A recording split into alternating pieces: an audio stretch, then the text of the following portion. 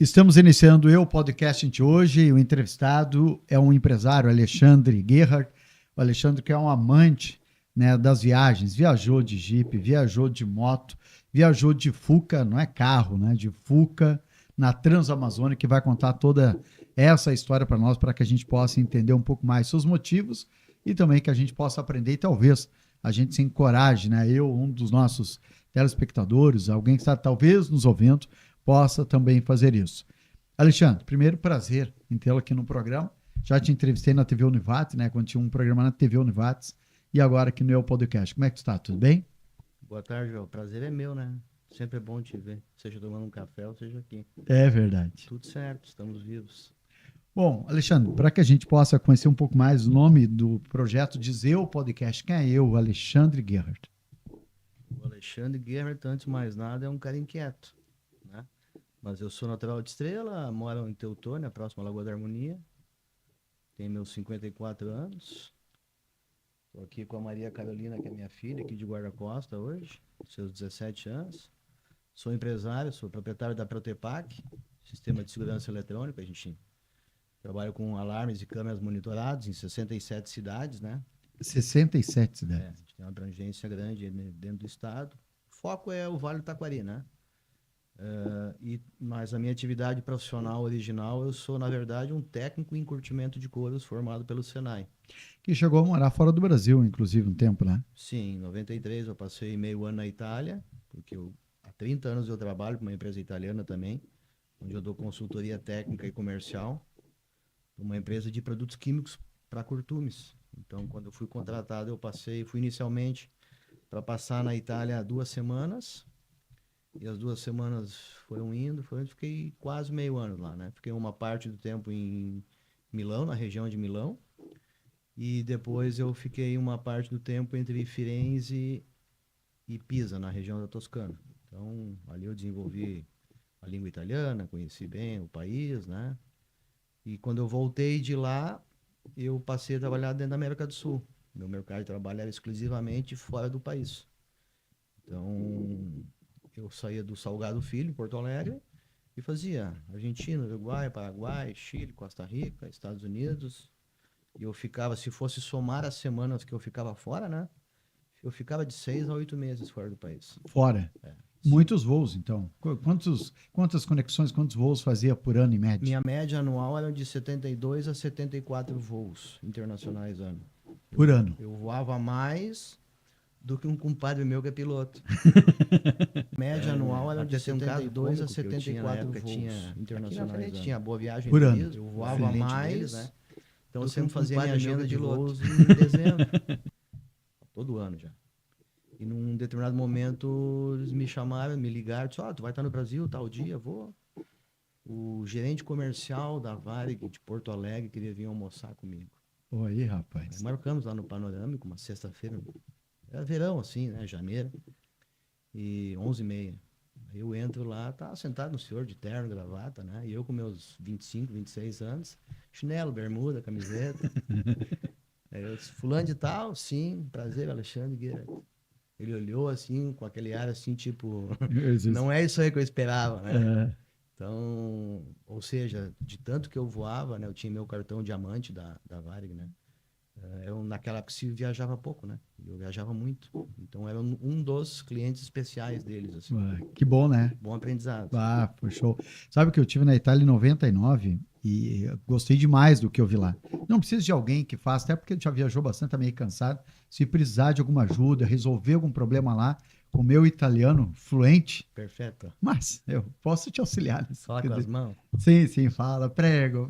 Isso. Tchau. Agora, Alexandre, já desde cedo, então, 20 e poucos anos, já viajava muito. Depois começou a viajar, daí sim, né? De Fuca, de Jeep. Tu tem uma coleção também de veículos militares, né? O que é que tu tem relativo a veículos militares que é um número expressivo? E o que é que tu tem? Não. Vamos com calma. Não é tanto? Poucas coisas. Tem 2 Jeep, uma ambulância, uma moto, bicicleta, Então... carrinho de munição e algumas militarias. Que eu tenho um grande gosto aí pela história em si, né? Especialmente a Segunda Guerra. Aí com o passar do tempo eu fui conhecendo outros colecionadores, fui juntando um pequeno acervo aí. Tu tem uma moto também. Tem. Tem uma militar, uma Royal Enfield Que moto é essa aqui? 500. A Royal Enfield é uma marca inglesa que na Segunda Guerra ela fazia um motociclo de 125 cilindradas, que pesava 57 quilos. Leve, muito leve. Que os paraquedistas ingleses se agarravam nela e pulavam Com a moto. com a motinha. E ela é chamada de pulga voadora. Então a Royal Enfield, depois do pós-guerra, continuou produzindo as motos e em 55 a Royal Enfield levou a fábrica para a Índia. E lá a fábrica ficou até hoje. Então a Royal Enfield era uma fábrica indiana de motos, né? Motociclos, né?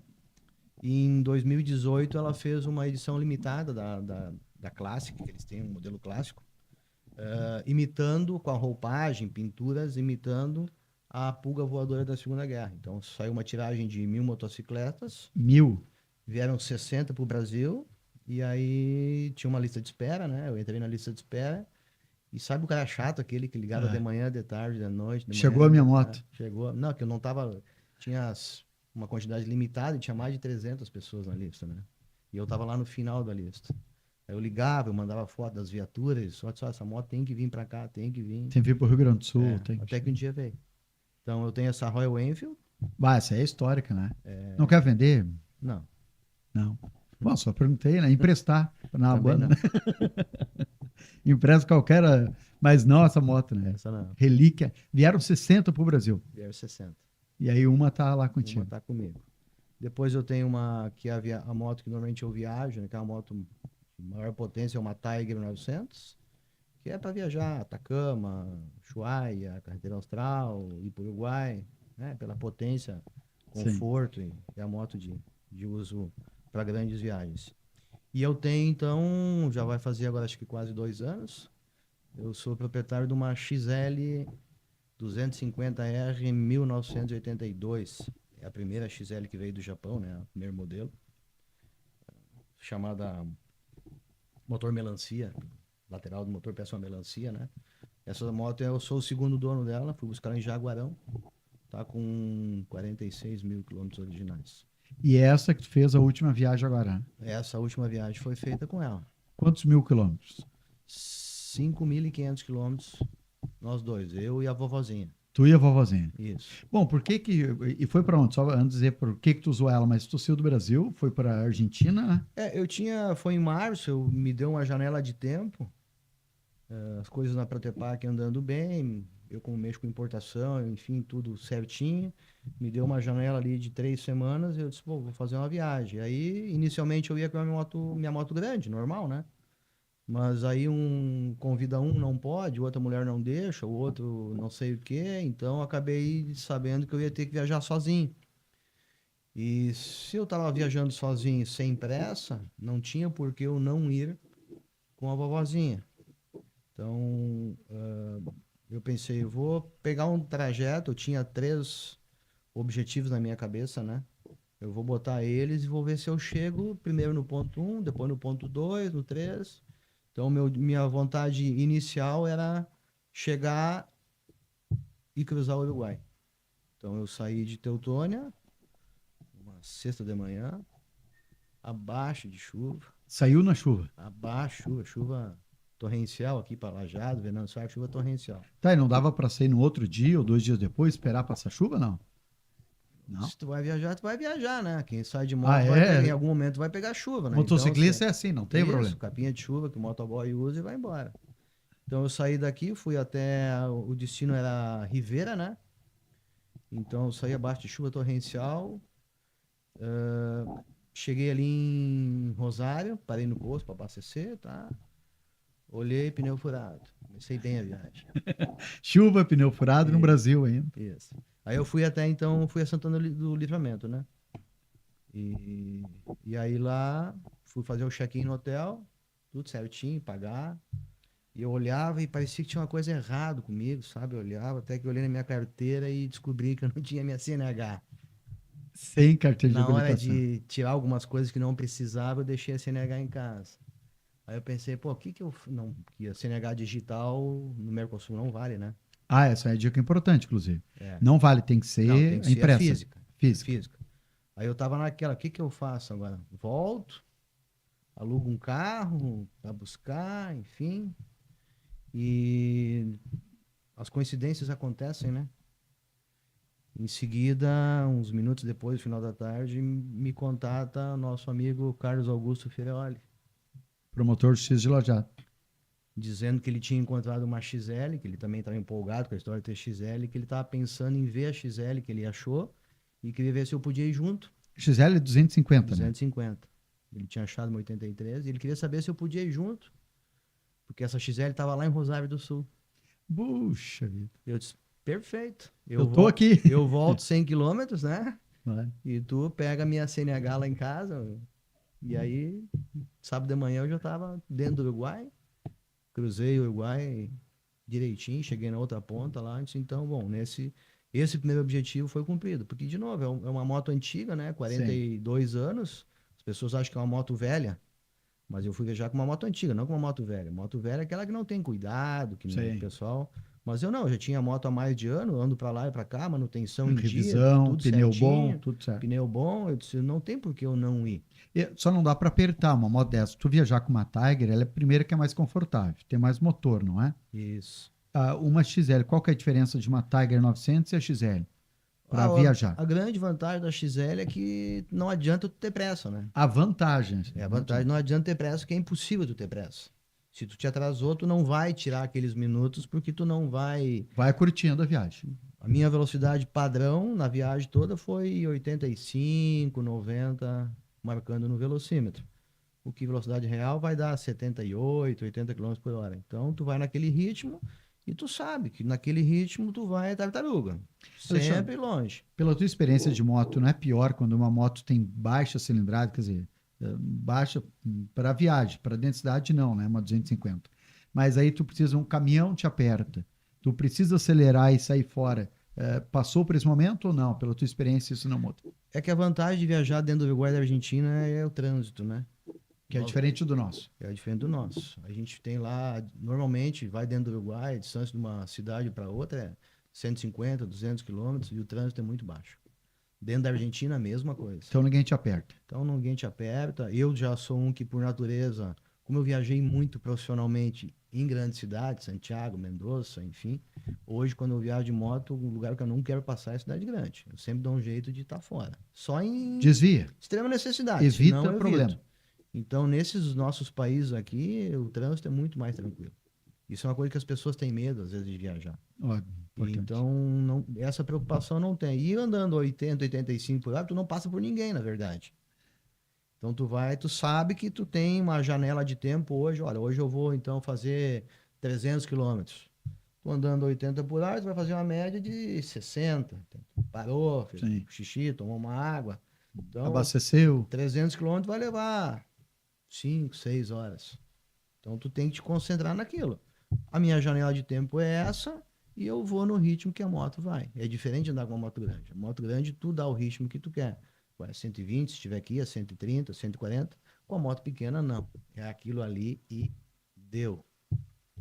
Então, é mais uma conscientização do piloto do que da moto. Tu tem que saber o que tem na mão. Qual é a diferença? A diferença é que tu vê muita coisa que numa moto grande, alta velocidade, tu não vê.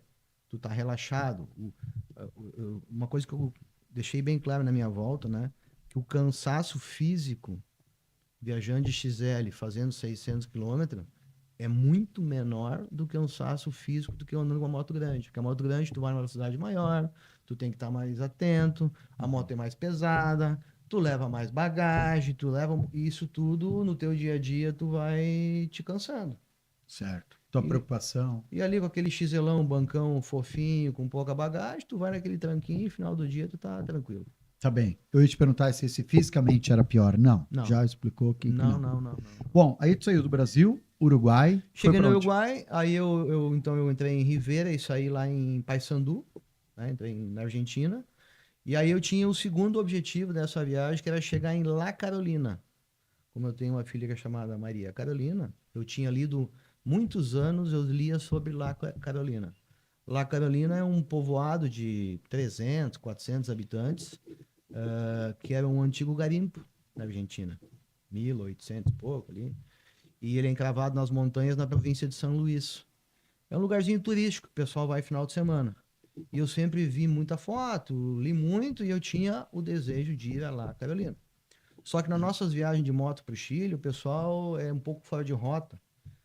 Ah, não vamos entrar, vamos tocar direto. Essa vez eu disse, não. Porque sai da rota convencional. Sai um pouco da rota convencional. Então, essa vez, como eu estava sozinho, eu disse, vou tentar chegar em lá, Carolina. Que é o meu passo 2. Então, eu saí de Paysandu, que eu usei na a divisa ali do Argentina.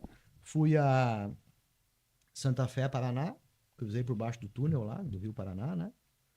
E aí, então, eu fui em direção à província de São Luís. Córdoba, São Luís. Ali foi interessante que na primeira cruzada da Argentina eu passei a cidade de Santa Fé e no final do dia, em torno de 5 e pouco da tarde, tinha uma barreira policial, o policial me atacou, aí olhou minha moto, olhou para minha jaqueta, na minha jaqueta de moto eu tenho um sutache, né? O que é sotache? Aquele que vai o nome do... Ah, sim, né? os militares usam. Eu tenho um ali que é um bordado com as Ilhas Malvinas, escrito, as Malvinas são argentinas. Eu comprei isso, na verdade foi meu irmão que comprou numa viagem da Argentina, trouxe para mim, porque dentro da Argentina, em todas as rodovias, os argentinos têm as placas na beira da estrada, as Malvinas são argentinas. E eu uso ela ali porque o guarda me atacou, é óbvio que ele passa os olhos em ti, né? Então ele já olhou aquilo ali, ele já te olha diferente. Já foi premeditado, tu Claro, sabia. sabia. Daí ele olhou a placa, brasileiro, sim, né? E isso aqui, né? As Malvinas, vocês são um povo amigo, um povo irmão, a gente acha que vocês foram injustiçados, então nada mais bacana que fazer uma homenagem. Aí bateu um papo ali, ele contou que ele era motociclista também, tinha se separado, tinha vendido a moto e tudo.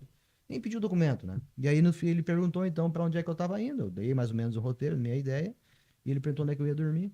Ele disse: olha, daqui para frente agora eu vou achar algum lugarzinho aí, alguma cidade pequena aí que tenha, e vou achar um lugar pro pernoite. E ele disse: olha, se tu não te importar, eu tenho lugar lá em casa. Poxa, Eu moro sozinho, né?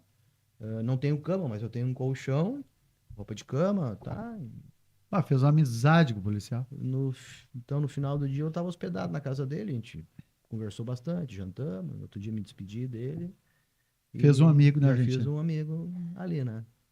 E aí eu fui indo até La Carolina, e foi uma grata surpresa, porque La Carolina tinha feito um trajeto lá, em volta, e acabei não conseguindo fazer, em função que tinha dado algumas chuvas, alguns desmoronamentos, e eu tive que mudar meu trajeto. E de La Carolina eu acabei cruzando uma serra, que também é chamada dos Caracoles. Não é os Caracoles lá de quem vai ao Santiago do Chile. É um outro Caracoles que eles têm aqui. Então, de La Carolina a Nogolí, que é uma cidadezinha, tem uma serra lindíssima. Vai a 2.800 Que não metros estava de nos altura. planos passar. Não estava nos planos. Aí, como sozinho, eu ia dormir em La Carolina, mas daí por ser brasileiro, os preços eram o dobro dos preços para a Argentina. Aí eu disse: turista sim, trouxa não. Então eu resolvi seguir viagem. Pensei, vou a Vila Dolores. Aí então eu subi, busquei no Google, né? Essa serra aqui, foi subir uma serra que eu não conhecia, de uma alta montanha, né? Cruzei ela, deve dar uns 50 quilômetros. Cruzei só para um casal de argentinos. E acabei dormindo em Vila Dolores. Que valeu a pena. Valeu a pena. Essa eu recomendo. Bom, tu chegou a fazer reserva em hotéis durante o viagem? Não. Chegava na cidade, nunca faz. Nunca. Chega na cidade e procura um hotel, uma Isso pousada, algum lugar assim. Chega no posto de gasolina, dá uma olhadinha no Booking, Airbnb. Tem gente que não viaja sem reserva. Eu não viajo com reserva. Por que não? Porque se tu tá de férias, tu tá viajando, uma coisa que eu não quero ter é muito comprometimento, certo? Compromisso demais. E tu engessando a tua viagem em hotéis, tu vai necessariamente ter que chegar em tal lugar. Sim. Então é comum a gente ver gente que tive que viajar até às 10 horas da noite que eu tinha que chegar em tal local. Porque tinha reserva pronta. Eu não tenho essa preocupação. Bom, e quando tu ficou, por exemplo, na casa desse policial, que vocês conheceram, se tornaram amigos, se tu tivesse uma reserva, não poderia ficar, né? Não poderia Diz, ficar. Obrigado. Assim, não, tu Exato. conviveu com o argentino, tu viu como é que é a vida deles, né? Como é que é o dia a dia. Claro, se você vai para um lugar tipo São Pedro do Atacama, que todo mundo vai, né? A gente chama de São Paulo do Atacama, que tá cheio de paulista lá, né? Em datas carnaval, datas mais famosas, assim, aí sim, sabe que lá tu tem que ter reserva. Mas para viajar dentro da Argentina e do Uruguai, dificilmente se faz reserva. Já me aconteceu em Salta, por exemplo, uma viagem anterior que eu fiz com um amigo meu aqui de Teutônia. A gente foi, nós chegamos lá na época da região da época da Páscoa, não sei se foi antes da Páscoa, depois da Páscoa. E aí sim, aí não achava hotel, lugar nenhum. Daí eu me dirigi, como já conhecia Salto, várias vezes tinha estado lá, eu me dirigi a um posto de gasolina do Automóvel Clube argentino, onde tem um escritório do Automóvel Clube. E essa é uma dica boa até.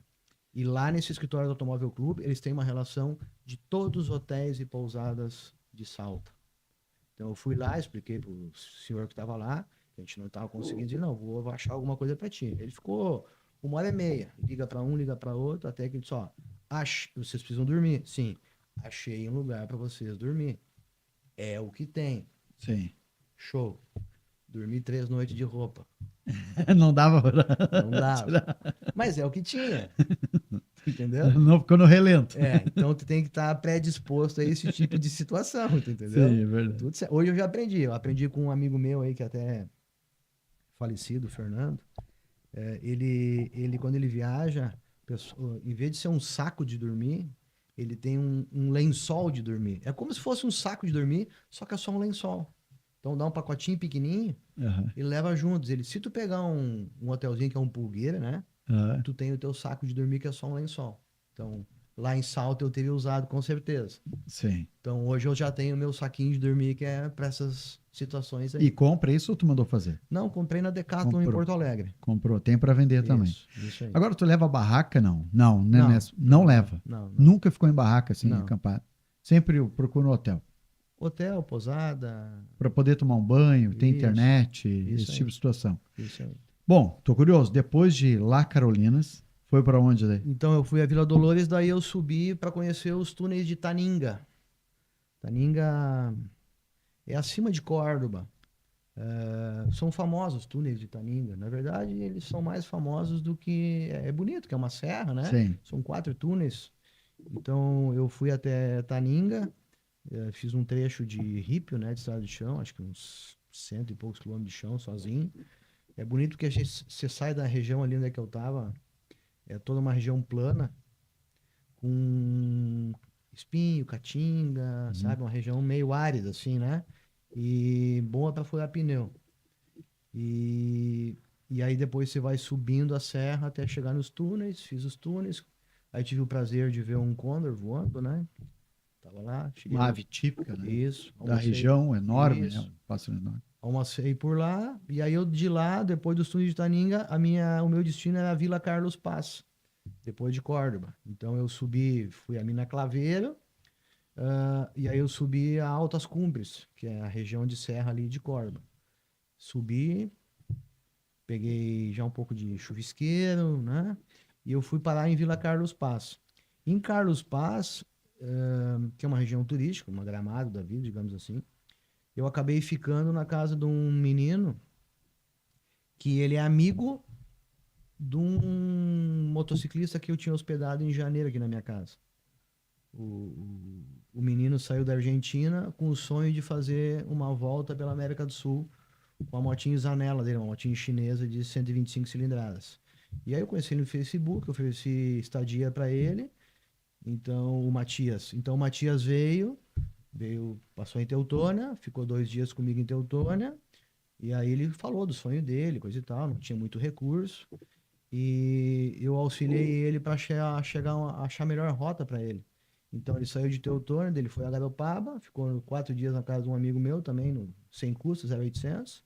Quando ele estava saindo de Garopaba, a gente entregou para ele 2.000 e poucos reais, que eu fiz uma vaquinha para ajudar na viagem dele. De lá ele foi a São Paulo, de lá ele foi a Curitiba, ficou em outros amigos meus. De Curitiba a São Paulo, de São Paulo Brasília, ou seja, de Teutônia a Manaus, ele ficou 100% do tempo em amigos meus ou amigos de amigos meus. Então, ele tá na Colômbia nesse momento. E quando ele ficou sabendo que eu estava passando pela região dele, que ele é de Jesus Maria, que é acima de Córdoba, próximo a Carlos Paz, Ele disse, não, tu vai passar em Carlos Paz? Sim. Me deu um contato de um amigo dele. Então, me hospedei na casa desse amigo dele, é ele, o menino e a mãe. E a mãe é uma professora aposentada, perdeu o emprego, quis ir à Argentina. Eles, de uma casa de 2 quartos, eles fizeram uma casa de 3 quartos. Um quarto eles botaram 3 camas, que é para hospedar motociclista ou viajante de bicicleta.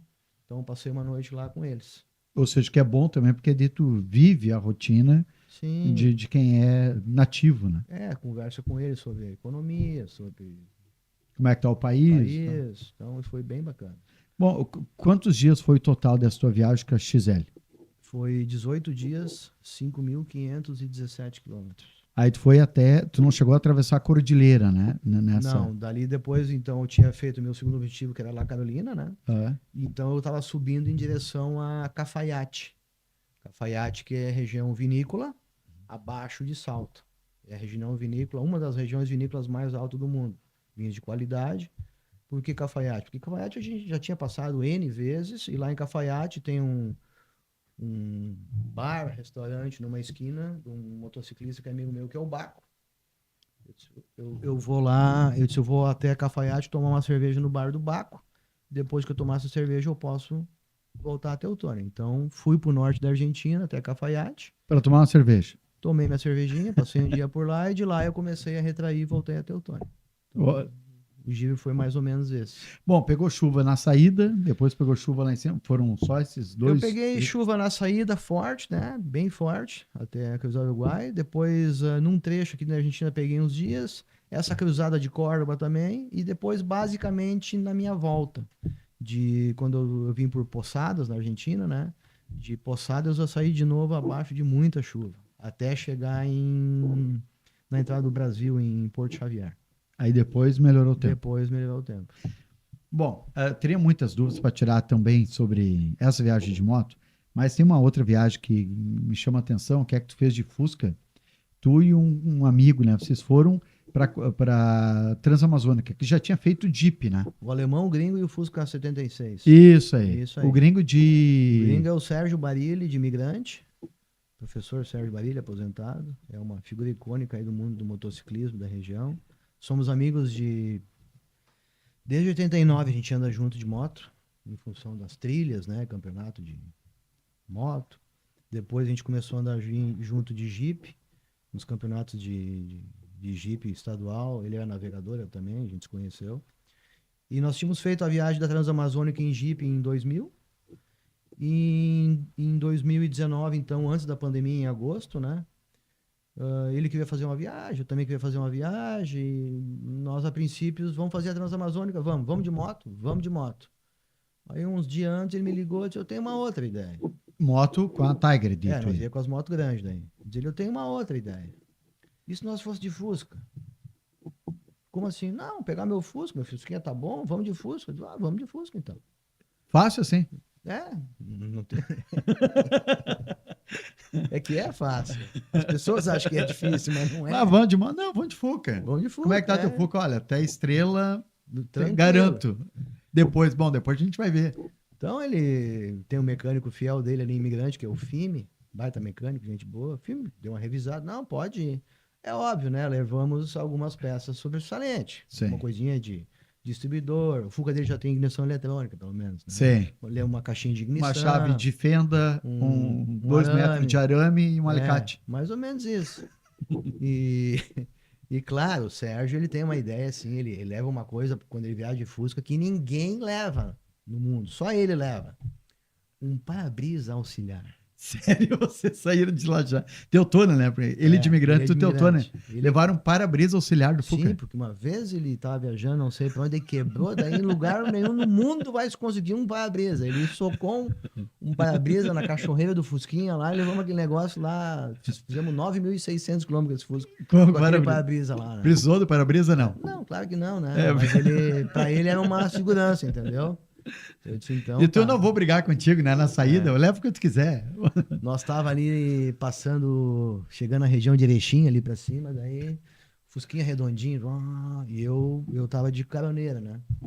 Sentado ali, eu ajeitando minha caixinha de som no porta-luva ali, E daí ele disse assim, não, acho que a viagem vai dar tudo certo, o Fusquinha tá redondinho, acho que ele não vai incomodar. E nisso eu fui mexendo, guardar uma coisa no porta-luva e o Fusca Morreu. morreu. Eu disse, pô, cara, que houve? Mas não, ele tinha botado uma chave geral, No porta-luvas. só que em vez de desligar puxando, Aham. não, ela desligava empurrando. Eu fui botar umas coisas no porta-luva, empurrei a chavezinha geral pra dentro. Mas foi só isso. Mas ele já sabia que tinha chave geral ali, não? Sim, mas até nós se ligar o que estava Ah, tem. O acontecendo. que que houve e tal. Mas aí trocaram o óleo no caminho, né? 9.000 quilômetros não dá para. Trocamos óleo no caminho, sim. Trocamos óleo no caminho, uma solda de cano de descarga, regulagem de freio, basicamente isso. E fizeram Transamazônica, 9.600 quilômetros. Levaram barraca dessa vez, não? Também não. Não. Mas ficaram onde? Porque não tem hotel. Tem. Tem hotel em toda a Transamazônica? Tem. Lá em cima tem hotéis de Transamazônica, né? Não sei. Não é um Sheraton, obviamente, né? É. Escreve Mas, para nós aí. O que que é a hotel gente, da a gente Transamazônica? consegue deitar assim no horizontal, né? Tem um outro lugar que o pessoal não tem cama, tem só rede, né? Tem vários hotéis que são com rede. É mesmo. Tem vários hotéis que você chega lá, eles têm o quarto e os ganchos. Tu tem a tua rede. Tem que levar a rede junto. Então tu estica a tua rede, mas 100% do tempo, hotelzinho. Sempre se acha um lugar. Numa cruzada em Xambioá, cruzando, não sei qual dos rios que a gente cruzou lá em cima, tinha que esperar a balsa. A gente fazia o seguinte, como nós mais ou menos já sabíamos o preço dos hotéis, um dia um pagava, outro dia outro pagava, sempre naquela faixa, 100 pila, 120 pila, né? E aí um dia ele foi pagar, então, no de manhã, daí ele puxou o cartãozinho do banco dele e disse pro dono do hotel, a gente já tinha conversado com o pessoal de noite, né? Não, vê se ainda tem dinheiro aí, porque ele tinha naquele cartão, ele tinha um saldo Sem menor. menor. Então, se não tivesse, ele ia usar outro cartão. Mas quando ele disse isso, o proprietário do hotel disse, pegou o cartão e disse, não, toma aqui o cartão. Não te preocupa, se vocês estão apertados de dinheiro, não precisa pagar. Quando vocês voltarem para o Rio Grande do Sul, depois vocês me fazem um depósito bancário. Puxa vida. Então, o pessoal se sensibiliza, sabe? Sim. Isso sim. é o bacana de novo. Por que viajar de Fusca, né? Ou por que viajar com a vovozinha? Porque são viagens diferentes. Para nós aqui, Fusca é isso, né? Tem muito. Tem Todo mundo muito. tem. De Brasília, a gente foi a Brasília a gente subiu o Tocantins todo, então no Pará, daí a gente derivou até lá no outro canto da Transamazônica. Bom, até chegar em Brasília, foram quantos dias, assim, o total? Vocês Brasília, nós saímos de Teutônia, fomos ao Paraná, do Paraná nós fomos a São Paulo, 3 dias nós estávamos em Brasília. 3 dias em Brasília. É. Mas rodava o dia todo. Não tinha que parar o Fuca, porque o Fuca esquenta, né? Com medo de pegar fogo lá, não tinha? Não dava com o capô aberto para ventilar? Nosso Fusca não, dos outros sim. Porque a gente vê os Fuca, quem viaja mais, faz uns buracos, assim, uns furos atrás do Fuca para sair. Não precisa? Não precisa. O dia que nós mais rodamos foi... Não, eu ia ficar meio espiado. Eu ia dirigir, tu tava dirigindo, eu ia o tempo todo com o extintor de incêndio no colo. Se der problema, deixa tudo comigo. tranquilo. O máximo do Fuca a gente fez 870 km num dia. É muito, hein? Tranquilinho. No mesmo lance da XL. Oitentinha, vai dar 10, 12, 13, 14 horas que seja, mas tu sabe que tu vai fazer aquela quilometragem. Aonde começa a ficar ruim mesmo a Transamazônica? Onde ela começa a Transamazônica? Na verdade, a Transamazônica começa lá em cima na Bahia, né? Mas o trecho... Na Bahia começa. Sim, ela começa de ponta a ponta, né? Mas a gente cruzou ali no Pará, então, e já tem uma boa, tem 1.000 e tantos quilômetros asfaltado. Asfalto bom. Asfalto bom. Que em 2000, quando a gente fez de Jeep, não era asfalto, era chão. Então hoje tem um trajeto, acho que de uns... Não sei se chega a ter 2.000 hoje, que é chão batido. 2.000 quilômetros. Mas a parte, digamos assim, oeste, né? Uhum. Lá de Humaitá. Aquela parte, aquele último trajeto, quando sai de... Fugiu o nome agora. Depois de novo repartimento em diante. Aí sim. Aí lá você vê a estrada e mato em volta. E Tupalá. índio? Não tem muito índio? Não, Tem as tribos, mas hoje é uma coisa civilizada, né? não tinha um pedágio. Eu ouvi falar de uns atrás, tem lugares que tu Anos paga atrás, pedágio. quando nós passamos, tinha. Essa vez a gente não viu nada. Passamos tranquilo. Mas de Jeep vocês chegaram a pagar pedágio Sim, para poder. passamos lá. O índio atravessa uma corda, né? Eles atacavam o pessoal lá, né? Né, em 2019, não. Não, não. Então, aquela região lá, mais do lado de lá, perto do lado de Humaitá, ainda tem muito garimpo, né? A gente, numa dessas momentos, a gente passou num lugarzinho, tinha algumas casas, assim, tinha 2, 3 aviões, a gente olhou para os aviões, cruzamos reto, andamos uns 400 metros, o Sérgio olhou para mim, eu olhei para ele, vamos. Voltou, fomos lá conversar com o pessoal dali, da localidade, eram garimpeiros, né? Então ali era um posto de abastecimento de garimpo. Os aviãozinhos pelados por dentro para carregar coisa, mantimento, combustível, né? E aí já sentamos, tomamos cerveja, garimpeiro queria que a gente ficasse lá Não é, dia. não é inseguro, não veio o pessoal armado. De Fusca, não. Essa é a diferença. Você sai ali de Brasília para cima, tu é um alienígena. É como se chegasse aqui em Lajeado um Ford 29. É uma coisa que não tem. Não tem. Não tem. Então, quando chega um Fusca, 2 indivíduos dentro, meio barba mal feita, sujo, né? Bermuda, chinelo, pó, vida Sim. aberta, pegar pó. Nós éramos Só mais um. João Ninguém, né? Que é diferente você chegar lá com uma Toyota, com uma Ranger, bacana. Uma Tiger 900. Então, Imagina chegar 2 motos grandes paradas lá, chama muita atenção. Chama muita atenção. É isso? Isso aí. Então a gente, além de estar com um veículo, uma viatura meio icônica, a gente tá normalzinho, não chama atenção. E todo mundo vem ajudar, todo mundo quer saber a história do Fusca, onde é que nós somos. E é bem recebido. Bem recebido. Sabe que eu sou o cara da expedição. Ô, equipe aí, ó. O que vocês acham nós pegar um Fuca e fazer a Transamazônica? Patrocinada, é claro, né? Tu não tem interesse nas empresas aí? Podemos Tem que fazer. falar com o seu ouvido. Já passou. Seu ouvido é o cara. Agora, tem uma história interessante, Alexandre, que contou que vocês chegaram, levaram dinheiro, né? Grande parte em espécie. Sim. Levaram. E aí vocês tinham um porta-luva, chegaram no hotel, descia para comer alguma coisa, tomar cerveja, e ninguém nem desconfiava que tinha dinheiro dentro do carro, não? É mais ou menos por aí. Como a gente não sabia o que ia encontrar lá, vamos levar em espécie para não ter problema. Não sei se vai passar cartão, se não vai ter, né? Sim. Então vai ter banco, não vai ter banco. Então a gente tinha uma boa quantidade de dinheiro em espécie. E aí tu fica com onde? Com bermuda. Põe no porta-luva. Então a gente já não era muito chamativo o negócio. Sim. Né? Mas nós dormimos numa cidade chamada Jacareacanga. Jacareacanga é pela população da cidade. É garimpo, tá? Garimpo. Pela população da cidade. E o número de homicídios, uma das cidades, o maior índice de homicídio do Brasil. Então, um hotel. Aí chegamos no hotel, né? Aquele hotel, né? Chegamos assim, aí sim nós éramos alienígenas, todo mundo olhando, né? Mas nós, quietinho ali, tá? Saímos, né? E aí eu não conseguia fechar o Fusca. Aí o pessoal mesmo disse assim, não, Gaúcho, não te preocupa.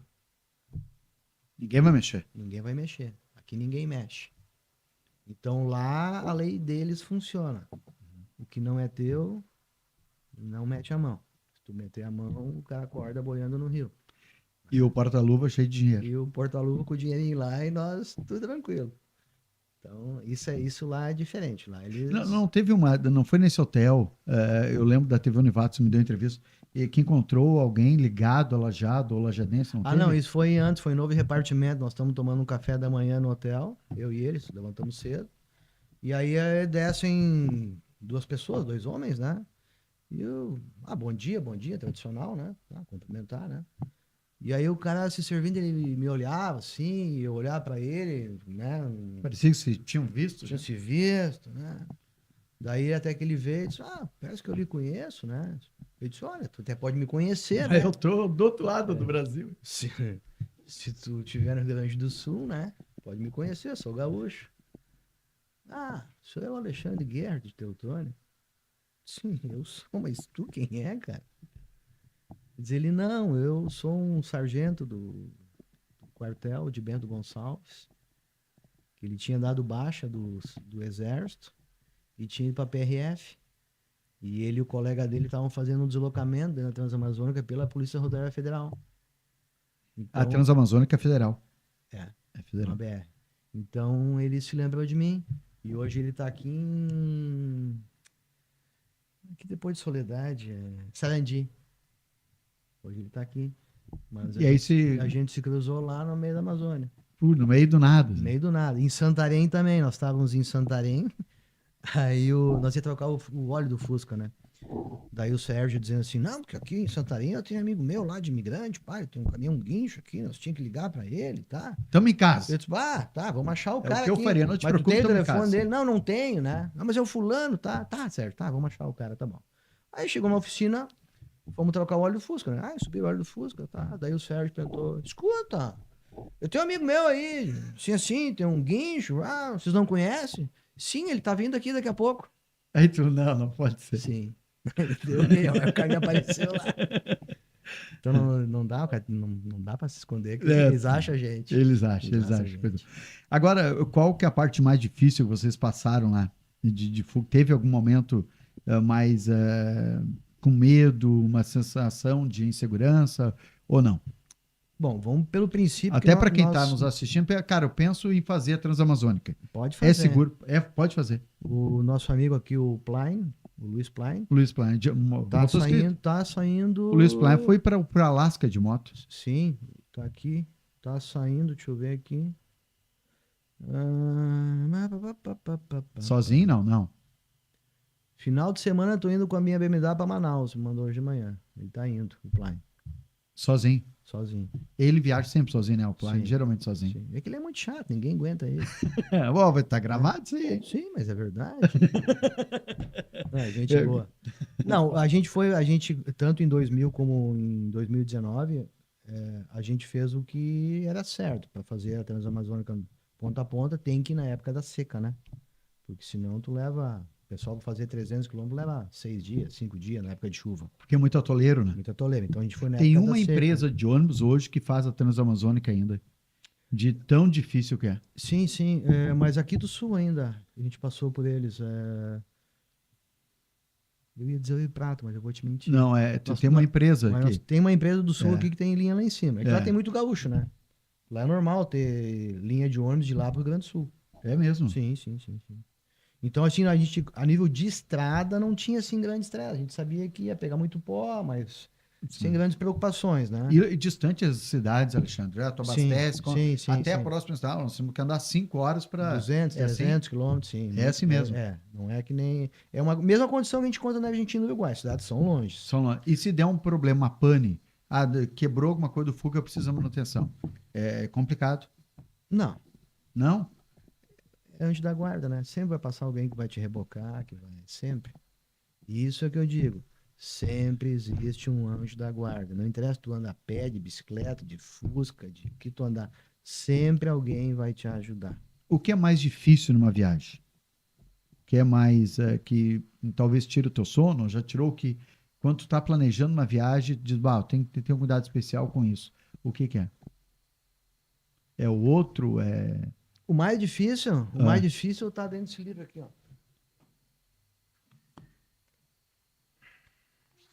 É esse aí do livro do Almir Klink. Do Almir Klink. 100 Dias Entre Céu e Mar, é um livro fantástico. Em algum momento ele diz que o maior medo é o de não começar. Aqui dentro ele diz isso. Então, o maior medo de uma viagem... Pode ir depois do Samuel arruma. Não se preocupe. O maior medo é de não começar. É isso. Tem gente que o resto vai se adaptando. As pessoas sonham, muitas vezes só ficam sonhando. E outras... Colocam em prática. Claro, eu aprendi isso da pior maneira, né? Eu aprendi viajando, imagina. Em 93 eu fui para a Itália para passar 2 semanas, não falava nem inglês, nem italiano, nada, né? Então, caí no mundo, eu fui aprendendo tudo na dificuldade. Mas em todas as dificuldades, apareceu um anjo da guarda que me mostrou isso, mostrou aquilo. E quando eu vim da Itália, que eu caí na América do Sul, também sem conhecer nada, eu aprendi sempre na dificuldade. E então hoje eu tenho a certeza que sempre alguma coisa que vai acontecer contigo, sempre alguém vai vir te ajudar. Então não tem esse estresse. Tu tem que estar preparado para o pior, sim, mas o pior vai acontecer e alguém vai te ajudar. Eu lembro que a viagem de moto com a XL, a gente foi tomar um café, né? Isso. E aí tu foi me dando várias dicas de viagem, disse que tu tem que estar preparado, tem que ter o plano A e o plano B, Isso. né? Não é uma aventura, né? Vou pegar minha moto e vou embora. Não, é organizado. Sim. Mas se tu ficar com medo, tu nem sai de casa. Né? Vamos pegar o caso da XL, então. Eu até comentei aí essa semana. Carreguei meu galão de 5 litros de combustível na XL, sabendo que ia ter trechos na Argentina que são longos e só tem um posto de gasolina no meio. Se não tiver gasolina, como é que eu faço? Tem que ter meu galão. Então, botei o galão. Num bornalzinho, bornal militar, eu botei minhas capas de chuva, certo? Minha malinha de 40 litros, malinha aquela estanque para não molhar as coisas não de molhar dentro. minhas roupas básicas. E num outro bornal eu tinha 2 câmeras, uma espátula e um compressor para furar pneu. Então botei aquilo em cima da moto, ok. Mas eu olhei para a moto e não tava legal. Eu olhava e a moto olhava para mim, nossa, se olhar, esteticamente bobagem, mas eu olhava e não gostava. Então eu desamarrei tudo. O bornal que tinha as câmeras, a espátula e o compressor, eu deixei em casa. Tá, mas se tu furar pneu, alguém vai me ajudar. Deixou em casa? Deixei em casa. Então, o primeiro pneu que eu furei foi ali em Rosário do Sul, a 2 km do Borracheiro. Pertinho, sem problema. Parei ali no posto de gasolina, borracharia, não, aqui na frente, Auto Center. Pá, 40 minutos eu tava rodando. E o segundo pneu que eu furei foi na região do Chaco. Eu tinha saído de Salto, eu vim até Corrientes, né? Que ali são 800 km de reta, Caatinga, nada, né? Eu tava entrando na cidade de Corrientes, em cima da ponte, de Corrientes e Resistência, saí de Resistência, cruza a ponte e saí correndo. Em cima da ponte, tava com o pneu furado. Caí na cidade, parei, olhei. Borracharia. Motopeça, comprei uma câmera, borracheira do lado. Então, mas se tivesse furado o pneu em algum lugar, eu não tinha levado nada, nem um spray, aqueles spray, tal da vacina, que é pra... nada. Por quê? Porque eu sabia que se alguma coisa acontecesse, eu ia estar à mercê de alguém me ajudar. Mas alguém ia me ajudar. No caminho, lá em Vila Carlos Paz, que eu fiquei na casa desse rapaz que me indicaram, de manhã minha moto custou a pegar, não pegava. Até que ela pegou, mas engasgava. Estranha, vinha redondo o dia todo. Aí ele me aconselhou, então, vamos passar no meu mecânico para ele dar uma olhada. Ele ligou lá, o pessoal me esperou lá. Sim. Descobri uma fuga de corrente do cabo de vela pro chassi. Trocou o cabo de vela, trocamos óleo, trocamos tudo, trocamos fio de gasolina. Deu uma geralzinha, já tinha feito 2.800 quilômetros. Saí de lá perfeito. No final do dia, eu vinha rodando, 80, numa região, também uma reta assim, meio do nada, né? E daqui a pouco a moto começa a falhar. E falha. Eu pensei, vou ficar empenhado. E eu consegui levá-la mais uns 8, 9 quilômetros, até que tinha um vilarejo e um posto policial. O guarda me atacou, a moto apagou e não teve jeito. Primeira pergunta que eu fiz pro guarda. O posto de vocês fecha às 10 da noite, como tem vários postos na Argentina que fecham às 10 da noite, da polícia. Ou é 24 horas? Não, é 24 horas. Já tem lugar para dormir. Uhum. Jogo minha mochila no chão, põe minha jaqueta ali. No outro dia, que será 6 horas da tarde. Daí, de novo, ele viu minha jaqueta, Malvinção Argentina, veio conversar comigo. Eu tirei minha jaqueta, eu tinha uma camiseta de uma unidade do exército daqui. Aí ele perguntou, o senhor é militar? Eu respondi para ele, eu sou um turista brasileiro na Argentina. Deixei ele no ar. Não, o senhor não se preocupe, nós vamos lhe ajudar.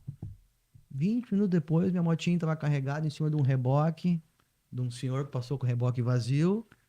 7h30 da noite eu estava dentro de uma oficina mecânica. E qual que era o problema dessa vez? Filtro de combustível novo entupiu.